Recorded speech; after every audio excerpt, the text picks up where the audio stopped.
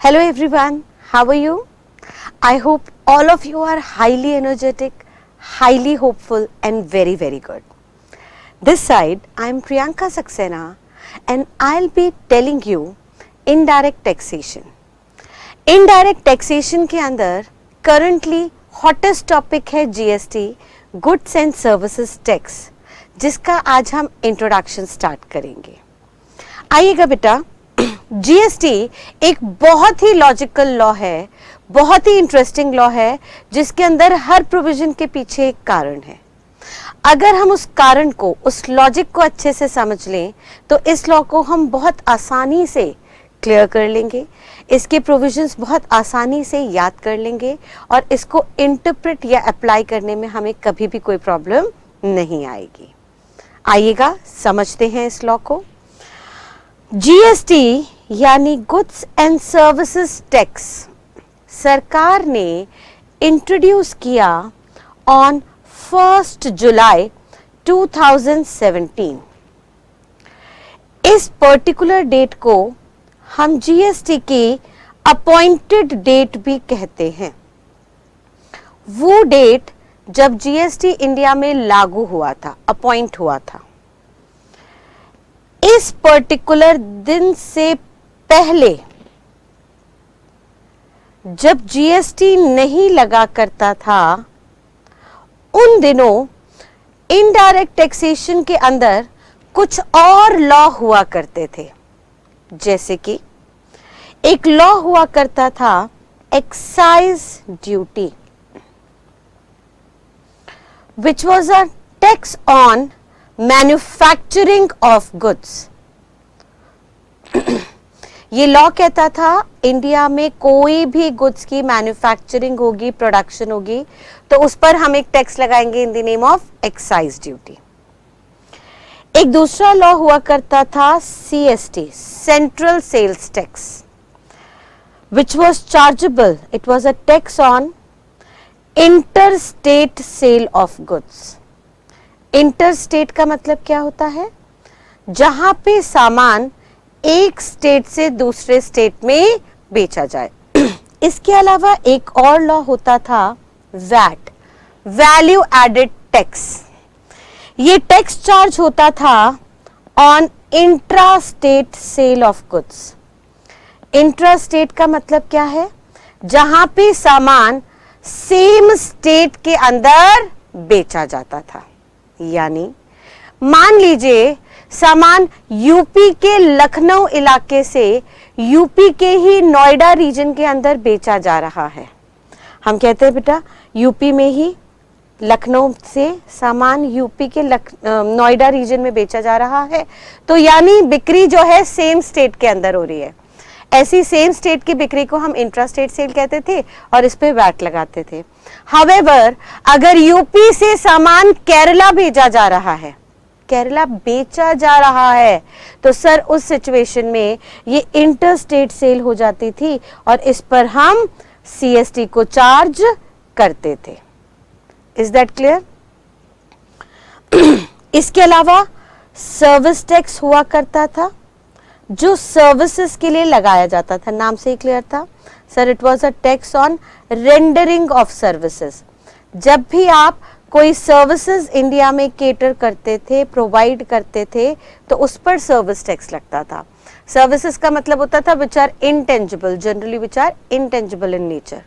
तो अगर इंटेंजिबल थी तो सर उस सिचुएशन में हम उसको सर्विस टैक्स के अंदर कवर करते थे, और अगर टेंजिबल नेचर के गुड्स होते थे तो उनको हम उनके बनने पर एक्साइज, इंटर स्टेट बिकने पर सीएसटी और इंट्रा स्टेट बिकने पर वैट लगाते थे. ठीक है. इसके अलावा और भी छुटपुट टैक्स होते थे, और एक टैक्स होता था कस्टम्स ड्यूटी. ये custom duty is a tax on import और एक्सपोर्ट ऑफ गुड्स. इंडिया में बाहर से किसी गुड्स का आना या इंडिया से बाहर किसी गुड्स का जाना, इंडिया से बाहर गुड्स जा रहे थे एक्सपोर्टेशन, या बाहर से इंडिया गुड्स आ रहे थे इंपोर्टेशन, उस पर ये टैक्स चार्ज किया जाता है इन the name of custom duty. अब सर कस्टम ड्यूटी के लिए इन्होंने यहाँ पे बाइफरकेशन की। ये जो कस्टम ड्यूटी है, it is an international tax.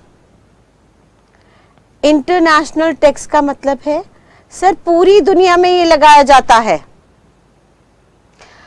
Internationally एक बॉडी है यूएनओ, यूनाइटेड नेशंस ऑर्गेनाइजेशन, उसका एक ऑर्गन है वर्ल्ड ट्रेड ऑर्गेनाइजेशन, आपने सुना होगा WTO। ये वर्ल्ड ट्रेड ऑर्गेनाइजेशन दुनिया भर की ट्रेडिंग को कंट्रोल करता है और इस वर्ल्ड ट्रेड ऑर्गेनाइजेशन ने सारी यूएन मेंबर कंट्रीज को बोल रखा है, जितनी भी कंट्रीज यूएनओ की मेंबर हैं उनको बोल रखा है कि कभी भी आपकी कंट्री में किसी दूसरी कंट्री से माल इंपोर्ट होता है और उससे आपके लोकल मैन्युफैक्चरर को नुकसान होता है, यानी मान लीजिए इंडिया में एक लोकल मैन्युफैक्चरर है वीडियोकॉन, और सर वीडियोकॉन टेलीविजन सेट बना के बेच रहा है 20,000 का, और इसी सिचुएशन में बाहर से फॉरेन कंपनी सोनी कंपनी भी ऐसा ही सिमिलर टेलीविजन बना के इंडिया को एक्सपोर्ट कर रही है, यानी इंडिया में ये माल इंपोर्ट हो रहा है 20,000 पे। तो बताइए आपको नहीं लगता अगर इंडिया में सेम टीवी 20,000 का और बाहर से ऐसा ही टीवी 20,000 का आ रहा है तो इंडियन बायर इंपोर्टेड गुड्स की तरफ ज्यादा अट्रैक्ट होगा, उनके गुड्स को ज्यादा खरीदेगा, उनकी डिमांड ज्यादा बढ़ेगी, जिसकी वजह से हमारे प्रोडक्ट की डिमांड गिरेगी। डिमांड गिरी तो सर हमारे यहाँ काम कम होगा, काम कम होगा तो हमारे यहाँ जो काम है, जो एम्प्लॉइज है उनको रिट्रेंच किया जाएगा, एम्प्लॉयमेंट रिड्यूस होगी, इसके चलते हमारी जीडीपी ग्रॉस डोमेस्टिक प्रोडक्ट कमाई के जरिए कम होंगे और बचा कुचा जो भी रेवेन्यू है, जो भी कैश है, वो कैश आउटफ्लो की फॉर्म में दूसरी कंट्री को चला जाएगा जिनसे हम सामान खरीद रहे हैं। तो यूएनओ ने कहा, WTO ने कहा कि हर कंट्री अपने लोकल मैन्युफैक्चरर, अपने डोमेस्टिक मैन्युफैक्चरर को बचाए रखने के लिए हमेशा एक टैक्स चार्ज कर सकती है बाहर से आने वाले गुड्स पे, इंपोर्टेड गुड्स पे, इन the name of custom duty. अब मान लीजिए बाहर से आने वाले टीवी पे हम 100% की कस्टम ड्यूटी चार्ज कर रहे हैं, जिसके चलते 20,000 के टीवी पे 20,000 की ड्यूटी है एंड फाइनली जो मार्केट का प्राइस निकल के आ रहा है वो 40,000 रुपए है। तो अब बताइए इंडियन बायर वीडियोकॉन का टीवी खरीदना प्रेफर करेगा जो लोकली इंडिया में मैन्युफैक्चर्ड है 20,000 रुपीज में, या वैसा ही प्रोडक्ट इंपोर्टेड आ रहा है 40,000 में वो खरीदना प्रेफर करेगा? सर जनरली जब दुगना दाम हो जाएगा इंपोर्टेड गुड्स का तो आम आदमी, middle class specifically, sir Indian product को ही खरीदेगा, फिर वो ऑटोमेटिकली इंपोर्टेड गुड्स की डिमांड कम कर देगा। सर उसमें भी कुछ शौकीन लोग होंगे वो खरीदते रहेंगे, बट इसमें हम ट्रेडिंग को रोक नहीं सकते। ग्लोबली यूएनओ की ट्रीटी है जो कहता है हर कंट्री एक दूसरे को एनकरेज करेगा, तो बाहर से गुड्स का आना तो इंडिया में, बाहर से गुड्स का इंडिया में बिकना तो बैन नहीं है, लेकिन उसको इस तरह से आप महंगा कर सकते हैं कि ज्यादातर लोग इंपोर्टेड गुड्स ना खरीद के इंडियन गुड्स को खरीदे। और ये लॉ सिर्फ इंडिया पे ही एप्लीकेबल नहीं है, ये लॉ दुनिया भर की हर उस कंट्री पे लागू है जो कंट्री यूएनओ की मेंबर है। और क्योंकि सर ये इंटरनेशनल लॉ है, ये इंटरनेशनल टैक्स है which is applicable to whole of globe, therefore इसका जीएसटी से कुछ लेना देना नहीं है। यानी इंडिया में जीएसटी आने के बावजूद भी कस्टम कभी खत्म नहीं हुआ, कस्टम आज भी वैसा के वैसे ही एप्लीकेबल है जैसे पहले हुआ करता था, subject to little bit of modifications जिनको हम आगे देखेंगे।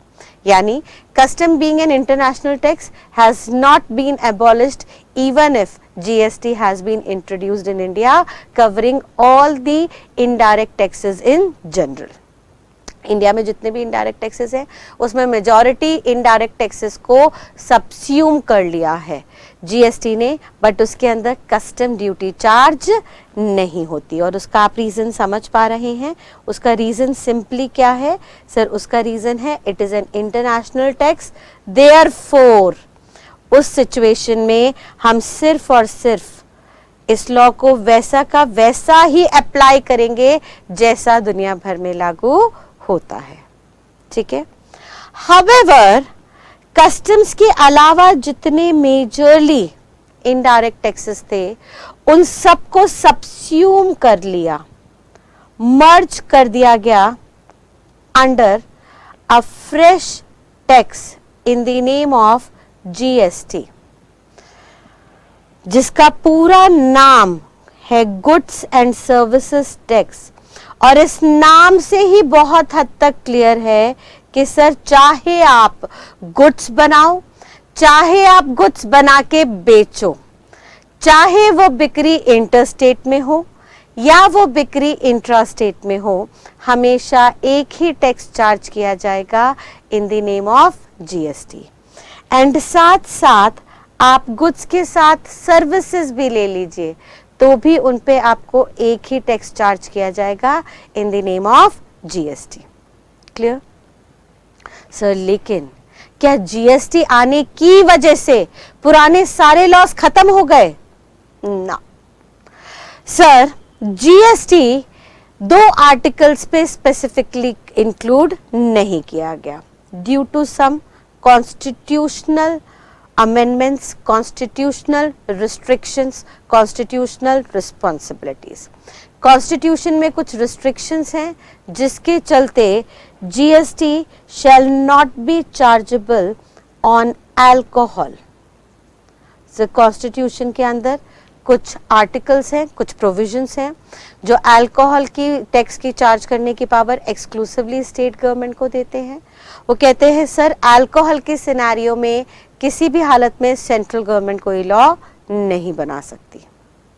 उसका मेनली कारण है सर इंडिया एक सेक्युलर कंट्री है, एक सोवरन कंट्री है जहां पर हर कल्चर, हर रिलीजन को इक्वल रिस्पेक्ट दी जाती है, इक्वल फ्रीडम दी जाती है। सरकार कहती है सर हम किसी भी रिलीजन को कहीं पे भी बंदिश नहीं डालेंगे, कोई बाउंडेशन नहीं होगी, उनकी जो भी प्रैक्टिसेस हैं वो कर सकते हैं। अब क्योंकि इंडिया एक सेक्युलर कंट्री है तो सर हर स्टेट का जो कल्चर है वो एक दूसरे से थोड़ा थोड़ा अलग है, डिफरेंट है।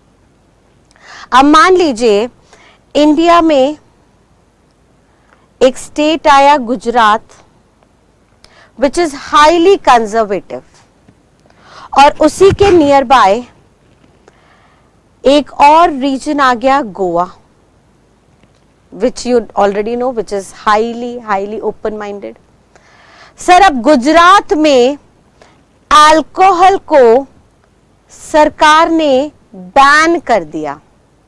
मान लीजिए सेंट्रल गवर्नमेंट मोदी जी के पास गुजरात की लेडीज आती हैं और कहती हैं सरकार दुहाई हो, ये जो अल्कोहल है ना कृपया करके हमारे यहाँ बैन कर दीजिए, क्योंकि हमारे हस्बैंड लोग अल्कोहल पी के आते हैं और हमारी बहुत धुनाई करते हैं।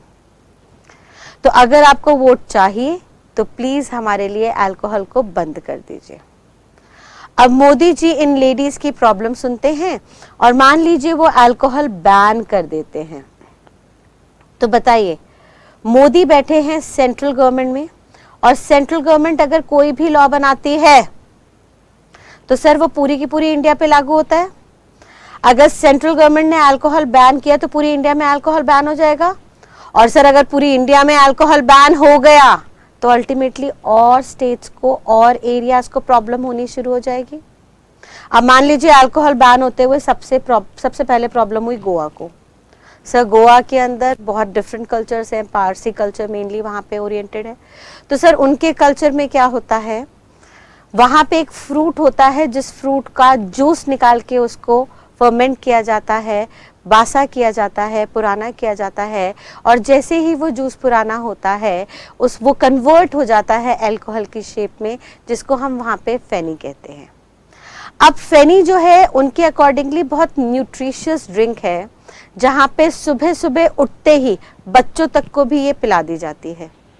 अब मान लीजिए ऐसा कल्चर जहाँ पे अल्कोहल लेना बहुत आम बात है, उसमें अगर सरकार अल्कोहल बैन कर दे तो इन लोगों को ऑब्जेक्शन नहीं होगी, सर ये तो इमीडिएटली हंगामा मचा देंगे, ये कह देंगे सरकार हमें नहीं चाहिए आपकी सरकार, या तो सरकार बदलो या हमें अपना देश अलग करके दो, क्योंकि एक तरफ आप कह रहे हो कॉन्स्टिट्यूशन में कि इंडिया सेक्युलर है, हर बंदा अपने रिलीजन को अपने कल्चर को प्रैक्टिस कर सकता है, और दूसरी तरफ इमीडिएटली आप हमारे कल्चर को बैन कर रहे हो, देयरफॉर हमें आपके साथ नहीं रहना।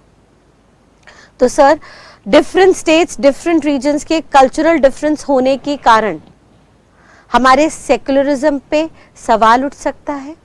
तो सरकार ने क्या किया, कॉन्स्टिट्यूशन के अंदर ही ये बात लिख दी कि सर क्योंकि India have different cultures, therefore to maintain harmonious relation between these cultural differences, हम चाहते हैं जितने कल्चर है उन कल्चर के डिफरेंसेस का आपस में रिलेशन अच्छा बना रहे, शांतिपूर्वक बना रहे, देयरफॉर हम इस लॉ बनाने की पावर को, इस अल्कोहल पे लॉ बनाने की पावर को सेंट्रल गवर्नमेंट के हाथ से लेके रिस्पेक्टिव स्टेट गवर्नमेंट को दे देते हैं।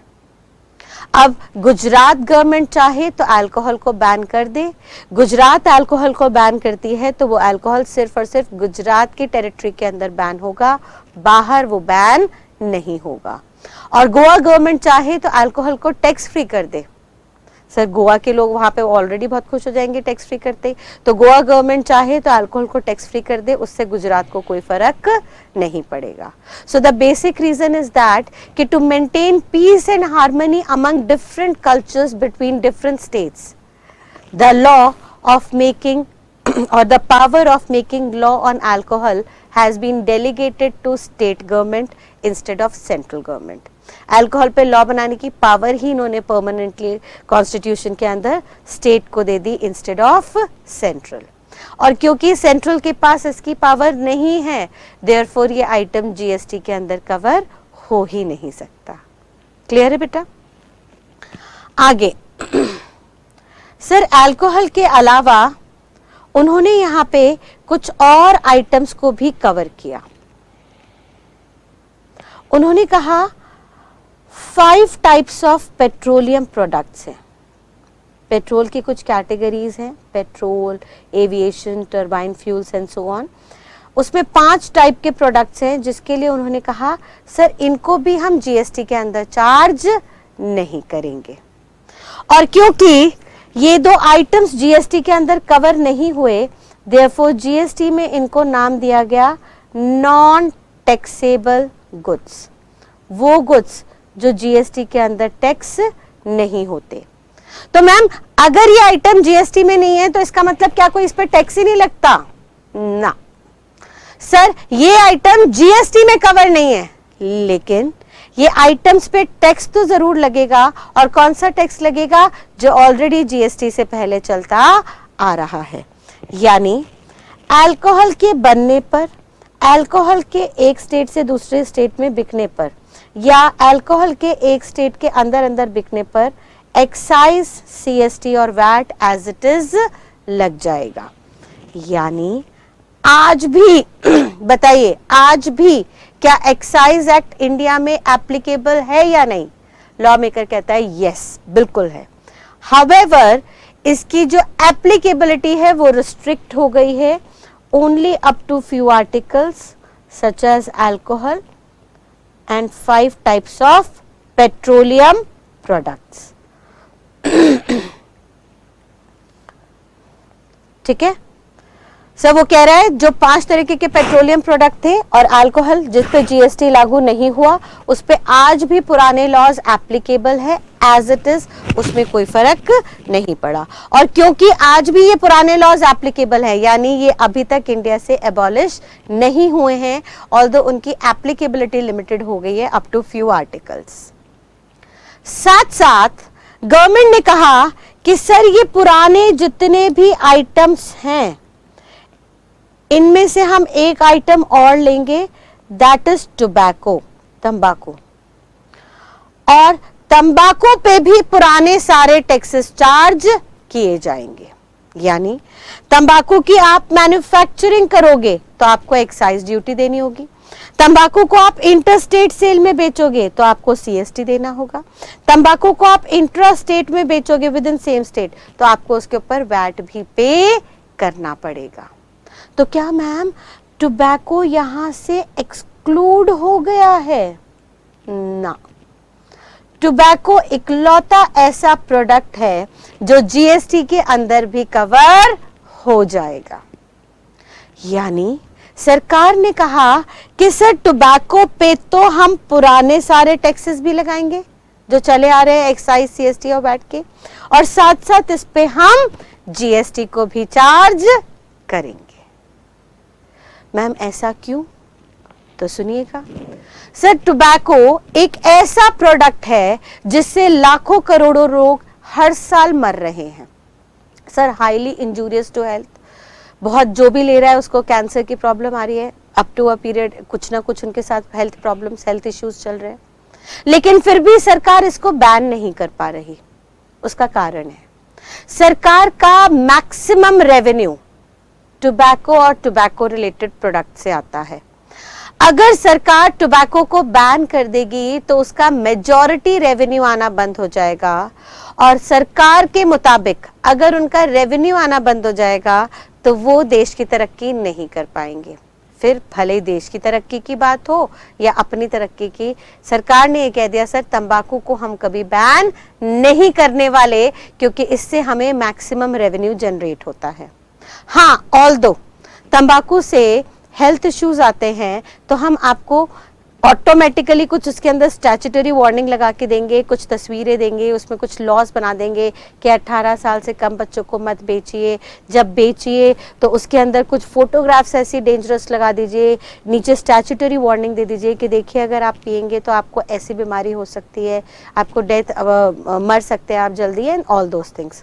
बट फिर भी बताइए, जो पीने वाला है, जो नशा करने वाला है, उसको क्या उस फोटोज से या स्टैट्यूटरी वार्निंग से कुछ लेना देना है? नहीं।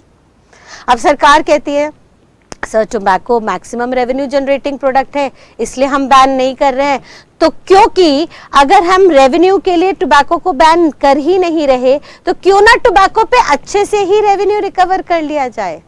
और अच्छे से रेवेन्यू रिकवर करने के लिए उन्होंने क्या कह दिया, भाई साहब जब टोबैको बनेगा तो एक्साइज ड्यूटी, बना हुआ टोबैको एक स्टेट से दूसरे स्टेट में जाएगा तो सीएसटी, फिर वो प्रोडक्ट वहीं पे सेम स्टेट के अंदर बिकेगा तो उस पर वैट भी देना, और इन सारी स्टेजेस पे एक्साइज, सीएसटी और वैट के साथ साथ आपको जीएसटी भी देना पड़ेगा। और इसको हम डबल टैक्सेशन नहीं मानेंगे क्योंकि ये सारे टैक्सेस अलग अलग एक्ट में चार्ज हो रहे हैं।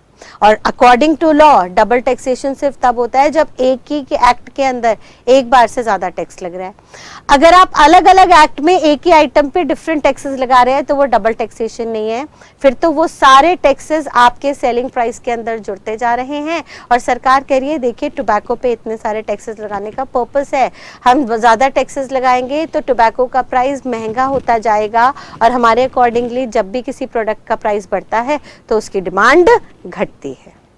ठीक है, so tobacco is the product upon which all the existing laws, previous laws such as excise, VAT shall be chargeable along with GST. Clear बेटा? आगे मैम जीएसटी और किस पे लगता है? उन्होंने कहा सर ऑल गुड्स, जितने भी गुड्स है उन सब पे जीएसटी लगता है इंक्लूडिंग टोबैको।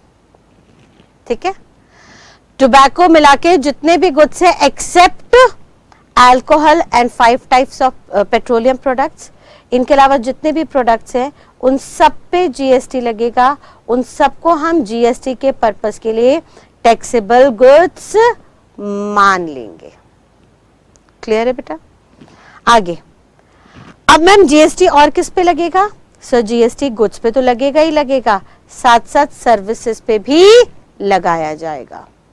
मैम सर्विसेज में भी क्या कोई नॉन टैक्सेबल सर्विसेज है? नहीं, उन्होंने कहा सर जीएसटी सारी की सारी सर्विसेज पे लगाया जाएगा, यानी यहां पे कोई एक्सेप्शन नहीं है। और यहां पे एक्सेप्शन नहीं है इसका मतलब सारी सर्विसेज पे जीएसटी लागू हो गया है, और जब सारी सर्विसेज पे जीएसटी लागू हो चुका है तो इसका मतलब आज की डेट में सर्विस टैक्स इंडिया से एबॉलिश हो चुका होगा। क्यों? क्योंकि सर सर्विसेज पे जीएसटी आने से पहले सर्विस टैक्स लगता था और जीएसटी आने के बाद उन्होंने कहा सब सर्विस पे जीएसटी चार्ज होगा। तो सर अब पुराना जो सर्विस टैक्स के लॉज हैं वो इंडिया से पूरे के पूरे तरह से एबॉलिश हो चुके हैं। अब सारी सर्विसेज पे सिर्फ और सिर्फ जीएसटी चार्ज हो रहा है। यानी सर 3 लॉज में यहाँ पे कोई बदलाव नहीं आया, रादर मैं कहूँ 4 लॉज में कोई बदलाव नहीं आया। पहला, कस्टम्स में कोई बदलाव नहीं आया क्योंकि ये इंटरनेशनल टैक्स था।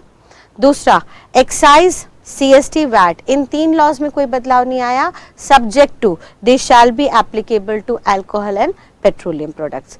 यानी अगर इसी बात को मैं फटाफट से रिकैप करूं तो मैं आपको क्या बताना चाहती हूं कि सर जीएसटी आने के बाद, पोस्ट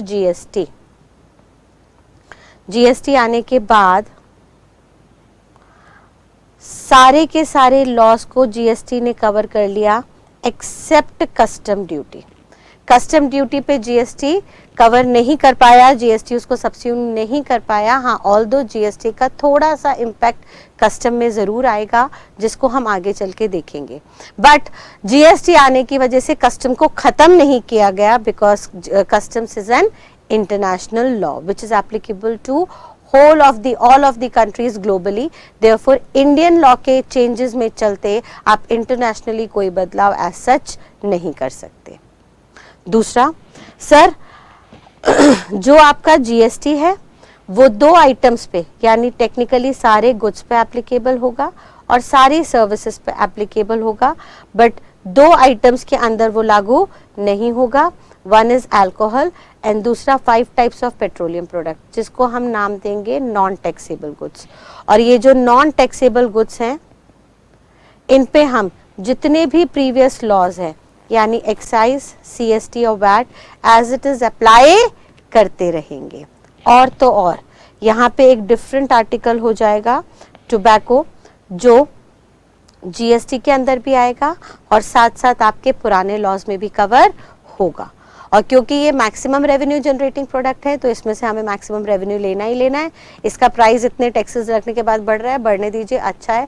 जितना इसका प्राइस बढ़ेगा उतना हमारा मानना है कंजम्पशन कम ही होगी, तो हमें कंजम्पशन कम कराने की कोशिश करनी है क्योंकि इंजूरियस आइटम है, बट पैरेलली हम उसका रेवेन्यू कम नहीं कर सकते बिकॉज मेजॉरिटी इनकम गवर्नमेंट की यहाँ से क्रिएट हो रही है। Is that clear? और जितने आइटम्स जीएसटी के अंदर कवर नहीं हो रहे उनको हम नॉन टैक्सेबल गुड्स कहेंगे, ऑल्दो सर्विसेज सारी की सारी जीएसटी के अंदर आ जाएंगी। देयरफॉर पुराना सर्विस टैक्स जो है वो इंडिया से एबॉलिश हो चुका है। क्लियर बेटा यहां तक की बात? आगे समझिएगा। अब आपने बहुत टाइम से सुना होगा कि central government and state government दोनों को कहा गया, दोनों की आपस में डिस्कशन हुई कि भाई साहब तुम जितने भी टैक्सेस कमाते हो और हम जितने भी टैक्सेस कमा रहे हैं सबको इकट्ठा मिला के एक टैक्स बना देते हैं जीएसटी के नाम से। बट आपने सुना होगा कि ये बहुत सालों से पाइपलाइन के अंदर चला आ रहा था, काफी सालों से डिस्कशन चल रही थी जीएसटी को लागू करने की, बट हर बार कुछ ना कुछ डिस्प्यूट्स आ जाते थे, कुछ ना कुछ दिक्कतें आ जाती थी जिनके चलते ये लॉ अप्लाई नहीं हो पाया। अब दिक्कतें क्या थी उनका थोड़ा सा बेसिक रीजन समझने की कोशिश करते हैं। Sir central government taxes charge करती है जैसे एक्साइज ड्यूटी, सर्विस टैक्स, इनकी जितनी भी कलेक्शन थी वो जाती थी सेंट्रल के पास। हाउएवर स्टेट के पास कलेक्शन आती थी सीएसटी वैट की, central sales tax, value added tax की कलेक्शन स्टेट के पास आती थी। अब सेंट्रल और स्टेट आपस में बैठे और सेंट्रल ने स्टेट को कहा कि भाई साहब हम जितना कमा रहे हैं और तुम जितना कमा रहे हो दोनों को एक डिब्बे में इकट्ठा करते हैं और उन सबको नाम दे देते हैं जीएसटी का, और फिर ये जो जीएसटी की कलेक्शन आएगी उसको हम दोनों बांट लेते हैं। अब स्टेट ने पूछा सेंट्रल से कि भाई साहब कितना कितना बांटेंगे, तो रेशियो में डिस्प्यूट चलता रहा। इनिशियली सेंट्रल ने बोला देखिए सर हम तो सेंट्रल है, हमें तो पूरी कंट्री का ध्यान रखना है इंक्लूडिंग योर स्टेट ऑल्सो, तो सर हमें तो थोड़ा ज्यादा रेवेन्यू दे दीजिएगा 70% का, और जो 30% होगा वो आप ले लीजिएगा। स्टेट ने कहा सर ऐसे कैसे, आप 2 टैक्सेस छोड़ रहे हो, हम भी तो 2 टैक्सेस छोड़ रहे हैं, हम क्यों 30% ले, हम आपसे कम क्यों ले, हमें तो बराबर बराबर चाहिए। सेंट्रल इस बात पे राजी नहीं हुई और ये डिस्प्यूट काफी सालों तक पेंडिंग रहा, जिसके चलते जीएसटी जो पाइपलाइन में थी वो अप्लाई नहीं हो पाई। लेकिन जब मोदी सरकार आई तो मोदी जी ने अपने फाइनेंस मिनिस्टर अरुण जेटली को कह दिया कि भाई साहब कुछ भी हो जाए आपको जीएसटी लागू करना ही करना है। अब अगर जीएसटी लागू करने के लिए स्टेट गवर्नमेंट की अप्रूवल की जरूरत है तो आप सर स्टेट गवर्नमेंट का अप्रूवल लीजिए और स्टेट गवर्नमेंट जिस बात पे राजी हो उस बात पे आप रजामंदी दे दीजिए। यानी मोदी सरकार ने कहा फाइनेंस मिनिस्टर को कि भाई साहब अब चाहे कुछ हो जाए आपको इंडिया में जीएसटी लागू करना ही पड़ेगा। और इसके चलते Arun Jaitley the finance minister under this power proposed equal share with the central and state। उन्होंने कहा भाई साहब अब जितना भी जीएसटी का रेवेन्यू आएगा आज से हम फिक्स करते हैं दोनों आधा आधा मिल बांट के खाएंगे। 100 रुपए का आएगा जीएसटी, 50 तेरा 50 मेरा। 18 रुपए का आएगा जीएसटी, 9 रुपए तेरा 9 रुपए मेरा। इसमें अब कोई भी दो राय नहीं होगी कि किसी भी केस में किसी भी सिचुएशन में जीएसटी का शेयर किसी भी सरकार के पास थोड़ा सा भी ज्यादा नहीं जाएगा। हर सिनेरियो में ये जीएसटी 50-50% बढ़ता जाएगा। यानी जीएसटी का आज से फर्स्ट थंब रूल निकल के आया कि any type of GST shall be equally shared between central and state government. और जब सेंट्रल 50-50 के लिए राजी हो गई तो सारी की सारी स्टेट गवर्नमेंट ने अपनी रजामंदी दे दी। वहां पे ऑर्डिनेंस पार्लियामेंट के अंदर पास हुए और जीएसटी को लागू करने की बात चल पड़ी। लेकिन स्टेट को अभी भी थोड़ा सा डर था। स्टेट गवर्नमेंट ने सेंट्रल को कहा सर हम 50-50 के लिए मान तो गए हैं, लेकिन क्या हो अगर 50% मिलने के बाद भी मेरा रेवेन्यू कम हो जाए। सर हो सकता है मेरे सेंट्रल सेल्स टैक्स और वैल्यू एडेड टैक्स से रेवेन्यू ज्यादा आता था और आपके एक्साइज और सर्विस टैक्स से कम आता था, तो मिल बांट के खाने के चक्कर में मेरी कमाई कम हो जाए। सर यानी समझिएगा वो क्या कहना चाह रहा है। वो कह रहा है सर अगर हम मान ले कि जीएसटी लगने से पहले हमारा स्टेट गवर्नमेंट का रेवेन्यू था 28,000 करोड़ का और जीएसटी लगने के बाद पोस्ट जीएसटी हमारा रेवेन्यू रह गया 23,000 करोड़ का, तो सर ये जो डिफरेंस है 5,000 करोड़ का हम इसकी भरपाई कहां से करेंगे। आप तो हमें खड़े खड़े झटका दे दोगे, हमारे तो सर फिक्स्ड खर्चे हैं। अगर हमारा रेवेन्यू कम हो गया तो हम कहां से लेके आएंगे, क्योंकि एक बार हमने रजामंदी दे दी और आपने पूरी इंडिया में जीएसटी लागू कर दिया, तो अब ये जीएसटी वापस हटने वाला नहीं है और आप तो हमारी रजामंदी लेके इसको 100% लागू कर दोगे, बट हमारा रेवेन्यू कम हो गया तो हम किसके पास जाएंगे। तो भाई साहब स्टेट गवर्नमेंट का जो डाउट था, जो उनकी परेशानी थी वो जायज थी। ये परेशानी लेके जेटली साहब पहुंचे मोदी जी के पास और कहते हैं सर अब क्या करें, ये दिक्कत आ गई है। तो मोदी ने फिर से कहा जेटली को भाई साहब कुछ भी हो जाए जीएसटी तो आपको लागू करना ही पड़ेगा। फिर इसके लिए आपको जो संभव पॉसिबिलिटीज दिखे उनको आप लागू कर दीजिए, जिससे स्टेट गवर्नमेंट शांत हो जाए, स्टेट गवर्नमेंट सेटिस्फाई हो जाए। हमें मेन पर्पस है जीएसटी को लागू करना। जेटली साहब ने बहुत कैलकुलेशन की, बहुत दिमाग लगाया और कहा स्टेट गवर्नमेंट को कि सर कभी भी अगर आपको ऐसा डेफिसिट दिखे, आपको दिखे कि जीएसटी आने के बाद आपका रेवेन्यू कम हो गया है, तो सर हम उस पैसे की आपको भरपाई कर देंगे, हम वो डेफिसिट आपको कंपनसेट करके देंगे। ये हम लिखत में कह रहे हैं। स्टेट गवर्नमेंट ने कहा कहां से दोगे, अपने 50% से दोगे क्या हमें? सेंट्रल ने कहा खबरदार, मेरी शेयर की तरफ देखना नहीं, मेरा पैसा मेरा है भाई साहब, मुझे उसको अपनी तरक्की में लगाना है, अपने देश की तरक्की में लगाना है, इस रेवेन्यू के ऊपर बिल्कुल नजर मत डालिएगा। तो स्टेट ने कहा सर अगर हम इस रेवेन्यू पे नहीं डालें नजर तो आप कहां से हमें इकट्ठा करके दोगे ये पैसा? तो जेटली साहब ने कहा कि सर ये जो डेफिसिट है ना, हम इतना आपको वादा कर रहे हैं कि देंगे। और वो कैसे देंगे? Through charging another tax in the name of compensation cess. उन्होंने कहा सर हम एक टैक्स और इंट्रोड्यूस कर देंगे in the name of compensation cess. Compensation cess लोगों से रिकवर करेंगे और उससे आपको पैसा इकट्ठा करके आपके डेफिसिट की भरपाई करेंगे। स्टेट ने कहा सर एक तरफ आप कह रहे हो वन नेशन वन टैक्स, सारे इनडायरेक्ट टैक्सेस खत्म करके जीएसटी लाओ, और दूसरी तरफ जीएसटी को लागू करने के लिए आप दो टैक्सेस बनाते जा रहे हो। तो जेटली ने कहा शांत रहिए, ये जो सेस है ना हम हर किसी से नहीं लेंगे, हम ये सेस सिर्फ और सिर्फ चार्ज करेंगे ऑन लग्जूरियस गुड्स।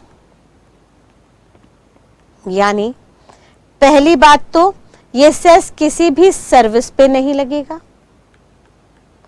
दूसरी बात, ये सेस सिर्फ और सिर्फ उन गुड्स पे लगेगा जिनका लग्जूरियस नेचर है, लाइक डायमंड्स। अब सर डायमंड्स कौन खरीदेगा? जिसकी परचेजिंग पावर ज्यादा है। एसयूवी बड़ी बड़ी गाड़ियां, ऑडी खरीद रहे हैं सर 40 लाख की, 1 करोड़ की मर्सिडीज खरीद रहे हैं। तो कोई बंदा अगर 1 करोड़ की मर्सिडीज खरीद सकता है तो उससे अगर हम 28% जीएसटी ले तो क्या बहुत ज्यादा उस पर कोई फर्क पड़ने वाला है? नहीं सर, उसकी परचेजिंग कैपेसिटी बहुत ज्यादा है।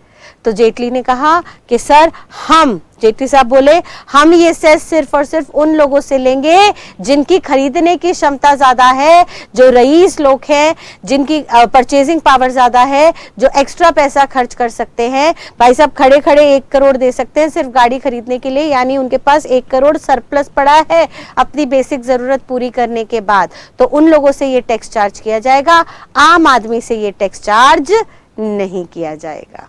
सर कोई छोटी गाड़ी खरीद रहा है, कोई नैनो खरीद रहा है 10 साल की कलेक्शन, 10 साल की कमाई को जोड़ के, सर उस पे हम ये नहीं लगाएंगे क्योंकि हमें उसके पैसों की वक्त पता है। उसने 10 सालों में ये पैसा जोड़ा है एक छोटी सी गाड़ी लेने के लिए, तो उसके ऊपर ये सेस चार्ज नहीं किया जाएगा। Logical enough? सर लॉजिकली इन्होंने किसको टारगेट किया? हायर परचेजिंग इनकम ग्रुप को, हायर परचेजिंग पावर ग्रुप को, और इससे शायद उनको बहुत ज्यादा कोई फर्क नहीं पड़ने वाला। तो हम उन लोगों से एक्स्ट्रा पैसा लेके आपके डेफिसिट की भरपाई कर देंगे। जब सरकार ने ये 2 वादे कर दिए, पहला वादा सर 50% आपको मिलेगा हर जीएसटी का, और दूसरा वादा जितना डेफिसिट होगा वो कंपनसेट किया जाएगा। जब सेंट्रल ने ये 2 वादे कर दिए तो फाइनली स्टेट गवर्नमेंट सेटिस्फाई हो गई, और फिर सारी स्टेट गवर्नमेंट्स ने अपनी रजामंदी दे दी, अपना अप्रूवल दे दिया, जिसके बाद जीएसटी को लागू कर दिया गया। ठीक है, तो जीएसटी लागू करने के लिए गवर्नमेंट ने क्या क्या प्रॉमिसेस किए? सर पहला प्रॉमिस हुआ कि जितना भी रेवेन्यू है जीएसटी का वो 50-50% सेंट्रल और स्टेट में बटेगा। और दूसरा सर कभी भी स्टेट गवर्नमेंट को लगेगा कि पोस्ट जीएसटी उनका कुछ डेफिसिट आया है तो उस डेफिसिट को हम हर हालत में कंपनसेट करके देंगे through compensation cess which is chargeable on luxurious goods. महंगे आइटम्स पे ये सेस चार्ज करके आपकी भरपाई कर देंगे। जैसे ही सरकार ने ये 2 प्रॉमिस कर दिए 50% देने के और डेफिसिट को कंपनसेट करने के, स्टेट गवर्नमेंट सिक्योर हो गया एंड फाइनली अप्रूवल दे दिया गया जीएसटी को पूरी इंडिया में लागू करने के लिए। इज दैट क्लियर बेटा? चलिए, जैसे ही बेटा सेंट्रल और स्टेट गवर्नमेंट में आपसी सहमति हो गई कि हाँ भाई जो भी जीएसटी लगेगा वो हम 50-50% शेयर करेंगे, तो अगला सवाल उठा कि सेंट्रल जीएसटी का 50% शेयर कौन सी स्टेट गवर्नमेंट के साथ शेयर करेगा, किसके साथ बांटेगा? सर डिस्प्यूट उठा कौन सी स्टेट गवर्नमेंट को दिया जाए जहां पे सेलर बैठा है, या जहां पे बायर बैठा है, तो उसके लिए लॉ मेकर ने एक नया कंसेप्ट ड्राफ्ट किया जो पुराने लॉ में नहीं हुआ करता था। जीएसटी में लॉ मेकर ने कहा कि सर हम इसको कंजम्पशन बेस्ड टैक्स मानेंगे। कंजम्पशन बेस्ड टैक्स का मतलब क्या है? सर जहां पे कंज्यूमर बैठा होगा, जहां पे डेस्टिनेशन होगी, वहां पे हम इस टैक्स को बांट देंगे, उस स्टेट गवर्नमेंट के साथ हम इस टैक्स को शेयर करेंगे। तो मैम इससे पहले क्या हुआ करता था? तो बेटा जीएसटी आने से पहले जो पुराना लॉ हुआ करता था उसका बेस कुछ और था। जैसे जीएसटी आने से पहले सीएसटी हुआ करता था, सेंट्रल सेल्स टैक्स, जो ओरिजिन बेस्ड टैक्स था। ओरिजिन बेस्ड टैक्स का मतलब क्या है? सर जहां पे सेल की ओरिजिन हुई उस स्टेट गवर्नमेंट के साथ ये शेयर होता था। फॉर एग्जाम्पल मान लीजिए मेरा एक सेलर है, वो लोकेटेड है दिल्ली में, और एक बायर है जो लोकेटेड है आसाम में। अब सेलर दिल्ली से माल बेचता था, आसाम यहां से सेल करता था, और दिल्ली से आसाम माल बेचते वक्त इन सामान पे, इस सेल पे वो सीएसटी चार्ज करता था, सेल्स टैक्स चार्ज करता था, मान लीजिए 2% से 2 रुपए। और ये 2 रुपए सेलर अपनी सरकार को देता था। ये जो सीएसटी था ये स्टेट लेवल का टैक्स होता था, यानी इसकी कलेक्शन जो है वो स्टेट गवर्नमेंट के पास जाती थी। तो सेलर जो दिल्ली में रजिस्टर्ड है वो दिल्ली गवर्नमेंट को ये टैक्स पे कर देता था, सेल्स टैक्स पे कर देता था, जिसका बर्डन शिफ्ट होता था बायर पे located in Assam. However GST में लॉ मेकर ने कहा कि सर अगर सेलर दिल्ली का है और बायर आसाम का है, कट कर दिए, नीचे कुछ आवाज हुई थी ना,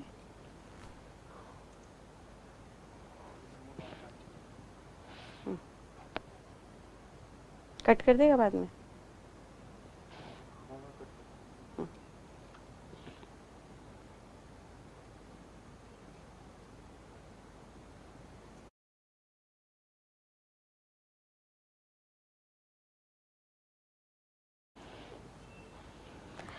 हाउएवर बेटा जीएसटी में लॉ मेकर ने कहा कि सेलर जो दिल्ली का है,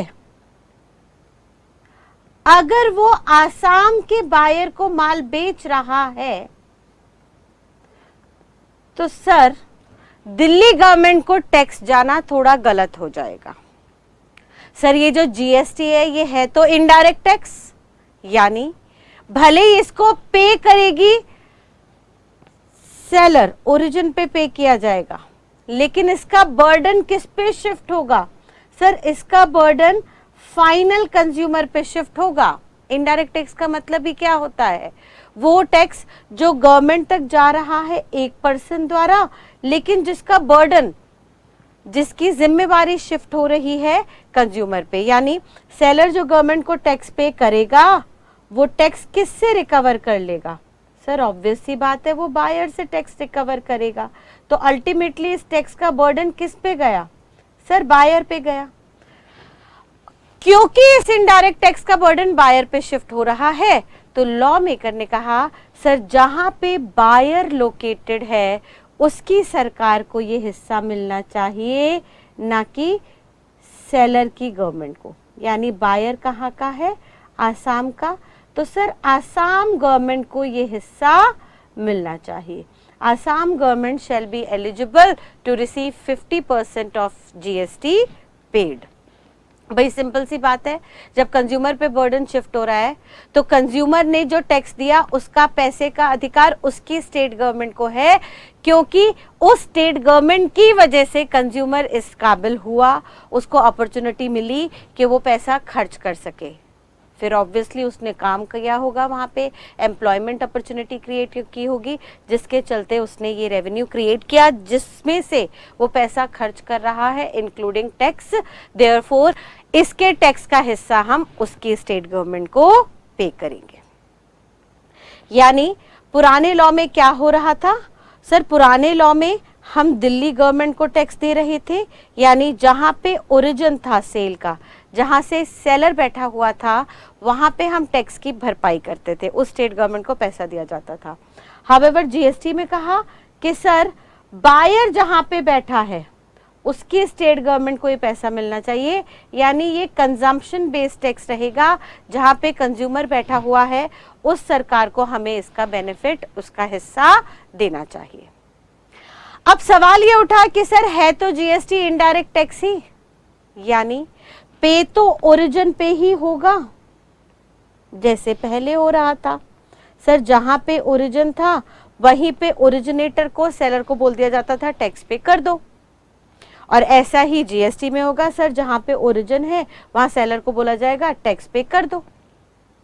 लेकिन सर सेलर तो दिल्ली में बैठा हुआ है और आप दिल्ली के सेलर को कह रहे हो कि आसाम गवर्नमेंट को टैक्स पे करो, तो ये कैसे संभव है?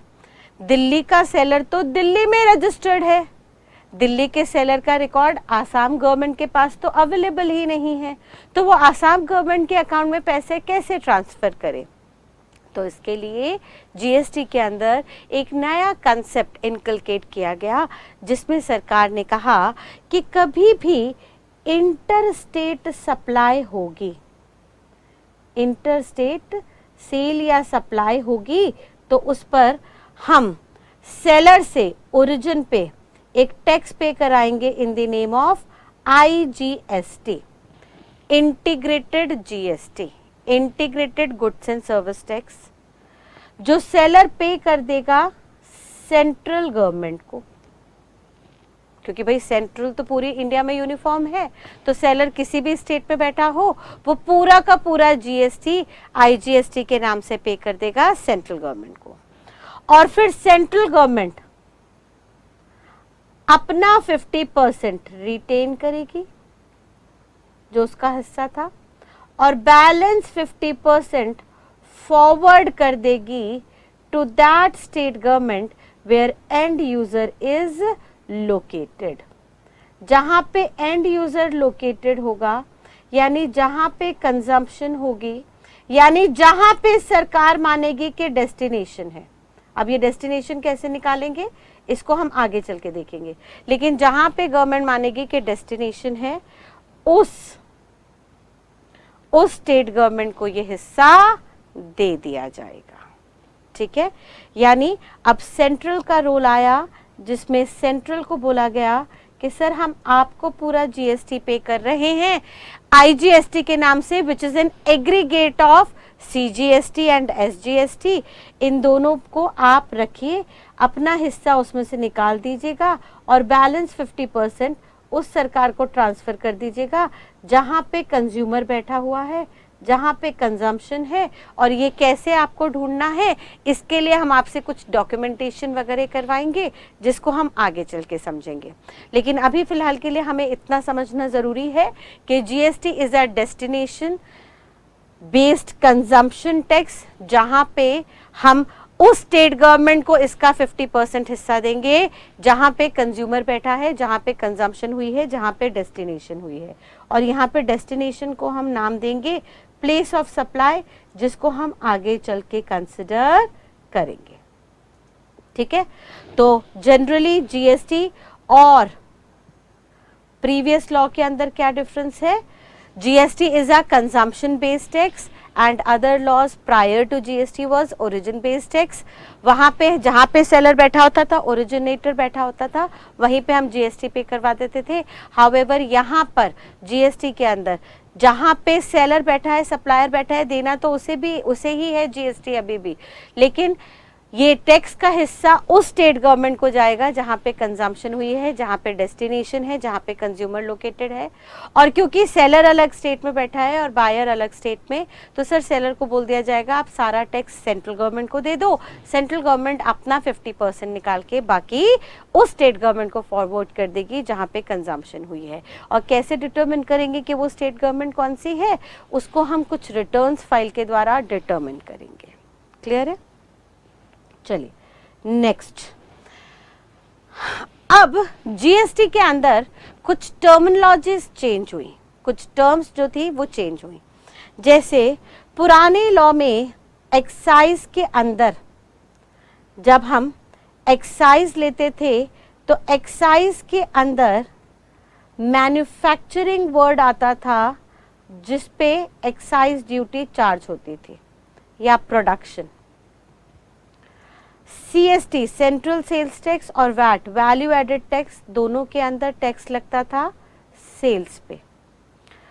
सर्विस टैक्स के अंदर टैक्स लगता था on the rendering of services which are generally of intangible nature. अब मैन्युफैक्चरिंग के वक्त वो किसको ओरिजिनेटर मानते थे? मैन्युफैक्चरर को, कि भाई कोई मैन्युफैक्चरर बायर को माल बना के बेच रहा है तो मैन्युफैक्चरर की जिम्मेदारी है कि वो एक्साइज ड्यूटी पे करे। या सेल्स टैक्स में टर्म आती थी सेलर, कि सेलर की जिम्मेदारी है कि वो जब पीछे से माल खरीद के आगे बेच रहा है तो वो सीएसटी या वैट पे करे। या सर्विस टैक्स के अंदर वर्ड आता था सर्विस प्रोवाइडर, और सर्विस प्रोवाइडर जब सर्विसेज सर्विस रिसीवर को देता था तब उस वक्त सर्विस प्रोवाइडर पे जिम्मेदारी आती थी कि आप सर्विस टैक्स पे करो। ठीक है, लेकिन भाई साहब ये एक्साइज और सीएसटी वैट तो गुड्स पे लग रहे थे और सर्विस टैक्स सर्विस पे लग रहा था, बट जीएसटी के अंदर तो गुड्स और सर्विसेज दोनों ले लिए गए। सर जब एक ही एक्ट के अंदर सारे आइटम्स आ गए तो हमें वर्ड ऑफ एक्शन भी कॉमन लेना जरूरी था, नहीं तो हर किसी को बहुत कंफ्यूजन हो जाती है इस लॉ को पढ़ते वक्त। तो उन्होंने क्या किया, उन्होंने कहा सर ये जो पहले वर्ड ऑफ एक्शंस थे यानी वर्ब्स थे कि मैन्युफैक्चरिंग पे एक्साइज लगेगी, सेल पे सीएसटी वैट, या सर्विस प्रोवाइड होने पे सर्विस रेंडर होने पे सर्विस टैक्स लगेगा, इन सारी टर्म्स को रिप्लेस कर देते हैं with another term known as supply. यानी उन्होंने सारी प्रीवियस टर्म्स जो पुराने लॉ में टैक्सेबल इवेंट हुआ करती थी उन सबको रिप्लेस कर दिया with a new term known as supply. और उन्होंने कहा कि सर अब चाहे आप गुड्स मैन्युफैक्चर करके बेचो या आप गुड्स पीछे से खरीद के बेचो या आप सर्विसेज रेंडर करो, प्रोवाइड करो, हम सबके लिए एक ही नाम यूज करेंगे, सप्लाई। वो चाहे सप्लाई गुड्स का हो या सर्विसेज का, सबके लिए एक ही टर्मिनोलॉजी यूज की जाएगी, सप्लाई।